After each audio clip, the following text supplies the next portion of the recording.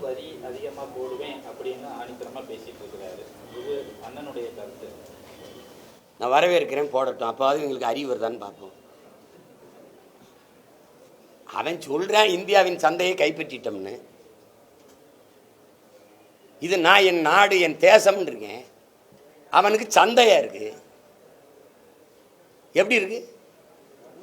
அவன் சொல்றான் ரஷ்யாவோட வர்த்தக ஒப்பந்தம் போடாதுன்னு. நீ யாருடா? இந்திரா காந்தியா இருந்தா நீ சொல்லியிருப்பியா? சொல்லுங்க. அந்த நாட்டில் போய் பேசிட்டு வந்தது, அமெரிக்காலாம் போய் பேசிட்டு வந்தது. நீ என் நாட்டு பாதுகாப்புல நீ தலையிடாதேன்ட்டு. அந்த மாதிரி தலைவர்கள் இப்போ உண்டா?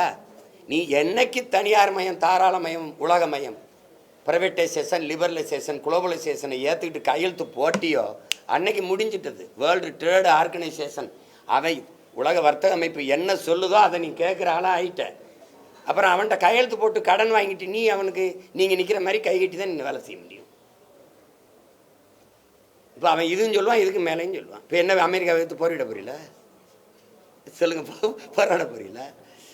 சொல்லுங்க. இதெல்லாம் நடக்கும் தானே, இதெல்லாம் நடக்கும். பிளே ஸ்டோர் மற்றும் ஆப் ஸ்டோரில் இருந்து பாலிமர் செயலியை QR கோடு மூலம் பதிவிறக்கம் செய்யுங்கள். செய்திகளை உடனுக்குடன் பெறுங்கள்.